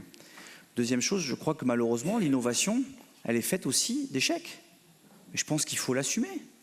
Aujourd'hui, on a été la première ville à implanter une station de réparation à vélo. Celle que vous avez dit à grand renfort de communication, qui consiste quand même à un panneau en carton qui fait 1 mètre sur 1. Mais, en tout cas, c'est ce que j'ai lu dans votre question. Mais passons. Aujourd'hui, cette station, mon cher collègue, cette station, vous avez des personnes tout le temps. Et on est la première ville... Je ne dis pas le contraire. Mais je ne vous ai pas interrompu, mon cher collègue. On est la première ville à l'avoir fait. Et il y a des expérimentations qui fonctionnent, d'autres qui ne fonctionnent pas. Je pense qu'il faut simplement en accepter l'adage et puis simplement se dire, si ça ne fonctionne pas, de ne pas s'entêter et d'aller au-delà. Ça a fonctionné pendant 2 ans. Vous savez, en ce moment, on est en train de faire beaucoup de réglementations sur les nouvelles mobilités, les trottinettes et autre chose. On sait très bien que le marché, au bout d'un moment, donnera une vérité. Alors je sais que les notions de marché, on n'aura peut-être pas forcément la même conception, mais on sait que malheureusement, il y a des opérateurs qui vont fonctionner et pas fonctionner. Mais l'essentiel, moi je trouve, c'est d'avoir testé. Et moi, ça ne me dérange absolument pas aujourd'hui d'avoir des choses qui ont marché et peut-être qui ne fonctionnent plus après. En tout cas, je préfère en avoir été et qu'on en ait été l'initiateur plutôt que d'avoir été à un moment ou un autre trop heureux pour s'engager sur la voie de l'audace. Et la dernière question concerne... Vous permettez, vous êtes très hayekien à la matière. Je vous permets donc d'aller au-delà du règlement intérieur. Oui, allez-y. Non. Exactement. Oui. Il faudra... c'est très hayekien, c'est-à-dire c'est un économiste très néolibéral. On pourra en parler après, je vous expliquerai de sa conception du marché. Voilà. J'aurai grand plaisir à discuter de marché avec vous. En tout cas, aujourd'hui, ce que j'essaie de vous dire, c'est qu'il y a plein de choses. Aujourd'hui, le budget participatif, je vous en ai parlé tout à l'heure, tout le monde nous a rejoints.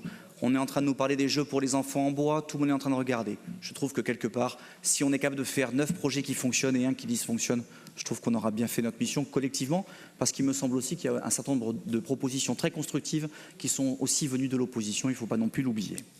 Madame de Marco. Eh oui.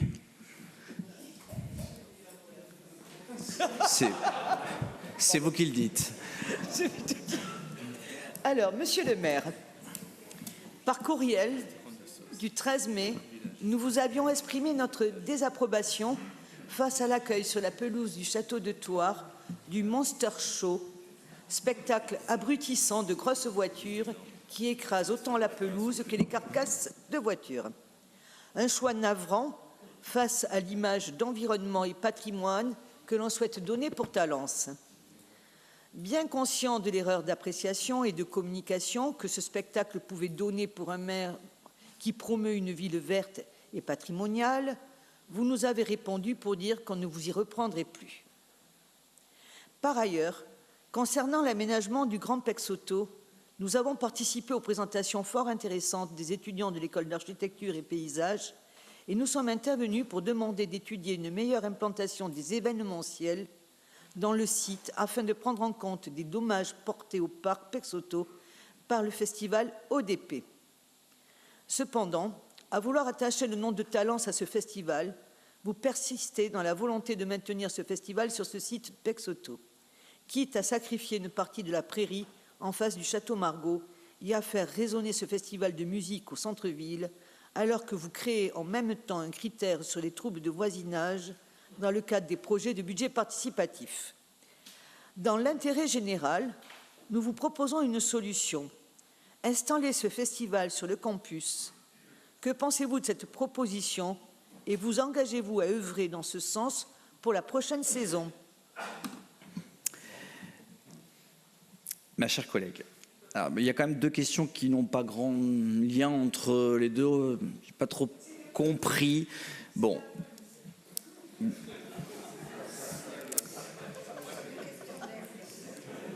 D'abord, méthodologiquement, et de la même façon que je l'ai fait pour mon collègue Comte, si vous me posez des questions par mail, que je vous réponds, et que vous me posez une question écrite, enfin orale en tout cas, et par écrit derrière, on va se mettre d'accord, vous ne nous poserez que des questions orales, mais prenons-en les éléments sur le Monster Show.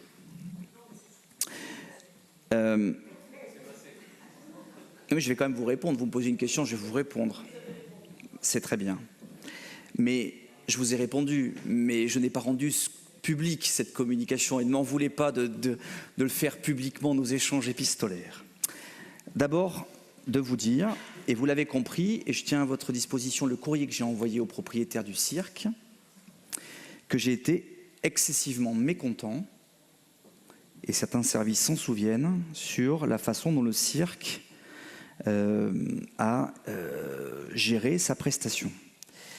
Vous dire que dans ce courrier, je me suis engagé, et je tiendrai, à ce que ce cirque-là ne sera plus autorisé à se produire sur l'emplacement en question.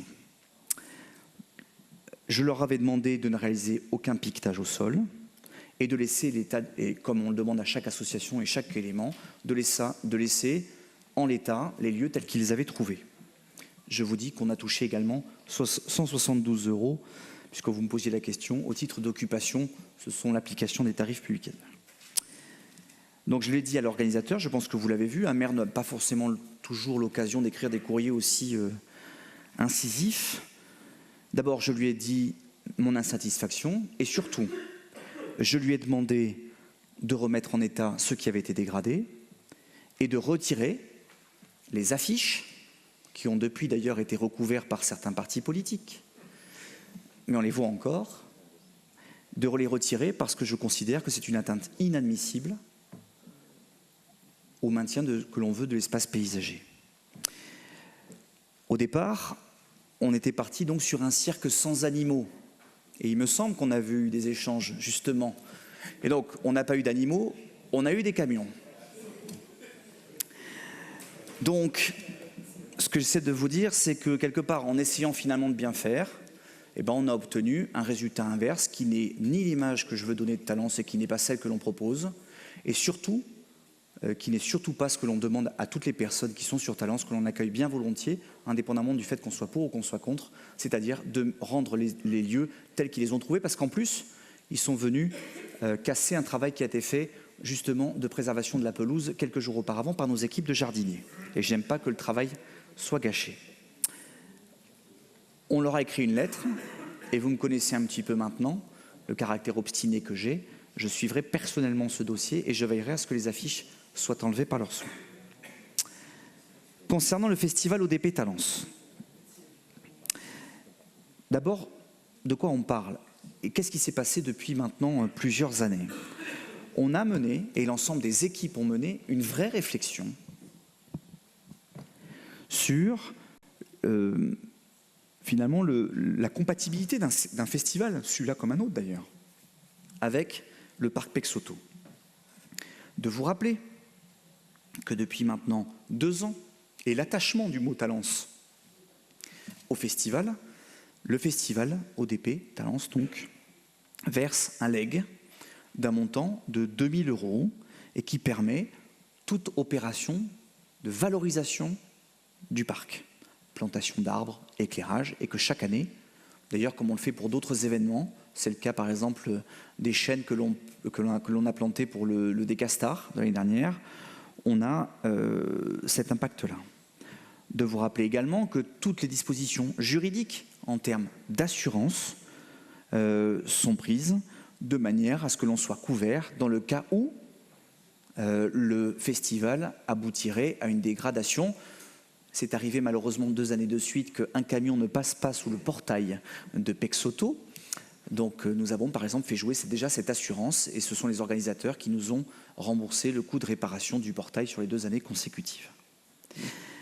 Vous dire que ce n'est pas un vœu pieux, c'est quelque chose que l'on fait sur la base d'un état des lieux qui est fait la veille du démarrage du festival avec un état des lieux contradictoire le jour où on peut faire. Les pelouses d'ailleurs font l'objet d'un paragraphe particulier où on leur demande de restituer les pelouses à la condition bien sûr que l'on ait eu près de X milliers de personnes qui soient venues. Concernant le bruit, l'association est particulièrement sensibilisée. Depuis, le volume sonore est mesuré sur place afin de veiller au bon équilibre entre l'organisation des 4 soirées de concert à la proximité des propriétés avoisinantes. Je vous précise que pour les éditions précédentes, des flyers seront distribués à l'ensemble des riverains, préalablement à la manifestation, afin de communiquer sur la tenue du festival et plus largement sur les prochains événements, parce qu'il y a aussi la fête de la musique le 14 juillet, avec leurs dates et les horaires. À la lumière de ces éléments, je suis persuadé que vous êtes maintenant rassurés et que vous ne poseriez plus la question de la délocalisation sur le campus. Le festival ODP a trouvé ses marques à Talence, ma chère collègue. Le nom ODP, Talence, il s'est naturellement imposé finalement. Aujourd'hui, on parle effectivement du festival ODP de Talence. Et c'est une vraie marque. Et je pense que c'est quand même relativement à souligner pour un festival qui n'a pas 5 ans encore. Je vous rappelle, et je vous rappellerai toujours, que tout au long du festival et pendant cette année, des sapeurs-pompiers dispensent gratuitement, on en a parlé tout à l'heure, des formations aux gestes qui sauvent. Près de 450 élèves de CM2 ont été concernés. J'ai assisté à l'une d'elles, c'est remarquable. Et que les pompiers qui viennent former nos écoliers, qui proviennent d'ailleurs de toute la Gironde, viennent sur leur temps de repos. Et viennent d'ailleurs cette année en uniforme, puisque l'année dernière, on s'était posé la question, les enfants posaient la question s'ils étaient pompiers, puisqu'ils étaient habillés en civil. Nous avons dû demander une autorisation spéciale au SDIS qui nous l'a bien accordé. De vous dire, et ça fait le lien d'ailleurs avec la question de Madame Zanotti tout à l'heure, qu'on a demandé à ODP d'avoir une soirée supplémentaire pour avoir le concert de l'école de musique. Et cette année, nous allons avoir le concert, pour les 50 ans d'ailleurs, de l'école de musique de Talence, qui va être fait avec les mêmes moyens, à l'exception de la télé. Et donc on va permettre, ce festival ODP nous permet aussi de valoriser la culture et nos musiciens sur le sein. À vrai dire, indépendamment de la délocalisation dont je ne comprendrai pas, il n'est pas fait en revanche interdiction, dans le cadre du Grand Pexoto Margaux, de se poser la question de la localisation sur le parc. Mais je vous le dis très sincèrement, et je suis convaincu qu'un jour j'arriverai à vous convaincre de tout l'intérêt. Je dis, il y a quelque chose avec ce festival et cette association, entre vous et cette association, vraiment, de l'importance et du caractère quand même particulier. On n'est pas sur du business. On n'est pas sur. C'est un événement qui est éco-responsable. Et c'est vraiment quelque chose sur lequel on peut être fier et que tant que je serai maire, je continuerai à avoir le festival ODP Talence au sein de cet espace qui est le nôtre. Bien sûr, monsieur. Si puis après, vous pourrez répondre. Si je peux me permettre de rajouter quelque chose, parce que la remarque de Monique de Marco me fait particulièrement sourire et me projette 20 ans en arrière. Je crois qu'Arnaud était là et les quelques anciens qui étaient présents lorsque nous commencions à réfléchir sur le centre-ville de Talence. Et tous les projets qu'on présentait étaient très très bien, intéressants, mais il ne fallait jamais les faire là, il fallait toujours les faire ailleurs. Je vois qu'Arnaud rigole, mais le cinéma, il fallait le faire ailleurs, le McDo, bon, je ne suis pas pour le McDo, mais enfin, il fallait le faire ailleurs, il fallait faire une maison des associations. On voit ce que le centre-ville est devenu, et je crois qu'il est assez couru. Ça, c'est C'est un élément important. Donc, effectivement, ce festival ODP est très intéressant, mais vous proposez de le faire ailleurs. Et ça me rappelle également une deuxième anecdote. Lors de la campagne électorale de 2008, je crois même d'ailleurs que Bernard en faisait partie, où étaient organisées pendant toute la campagne, sur la place du Forum, en plein centre-ville de Talence, des nuits pyjama, parce que le principal reproche, c'était qu'effectivement, il ne se passait strictement rien à Talence et qu'on s'y ennuyait. Et donc, l'opposition s'était engouffrée là-dedans. Donc voilà, j'espère que lors de la prochaine campagne électorale, vous rayerez ce chapitre de vos revendications et qu'il se passe des choses à Talence. Madame de Marco, souhaitez-vous réagir? Mais vraiment, je ne perds pas espoir de vous convaincre que ce festival est une vraie fierté. Mes chers collègues, je vous avais annoncé une autre date pour le prochain conseil municipal. Ça devait être un mardi. Et nous avons, à la demande d'ailleurs de certains des collègues, avancé ce conseil municipal. Et donc le prochain qui aura lieu le lundi 8 juillet, et pas le mardi 9, donc le lundi 8 juillet à 18h. Je n'ai pas sûr pas le. J'ai toujours tenu promesse de vous donner les deux suivants, mais je n'ai pas celui de la rentrée. Je vous donnerai la séance. La séance est levée. Je vous remercie. Bonne soirée à vous toutes et à vous tous.